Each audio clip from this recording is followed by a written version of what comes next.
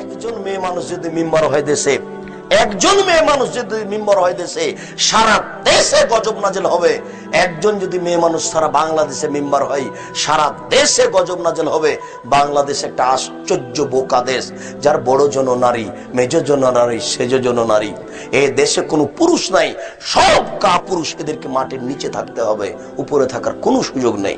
এই নারীরা দেশ চালাবে আর দেশে শান্তি হবে, এটা ভাবাই যায় না। নারী নেতৃত্ব হারাম, নারী নেতৃত্ব হারাম। একজন মেয়ে মানুষ মেম্বার হলে সারা দেশে গজব নাজেল হবে। বাংলাদেশে গজব নাজেল হচ্ছে, বাংলাদেশে গজব নাজেল হচ্ছে, বাংলাদেশে গজব নাজেল হচ্ছে। আপনি তাহাজ্জুদ দিয়ে ঠেকাবেন? এটা হতে পারে না। পথ বন্ধ করতে হবে, তারপরে কোনো কথা।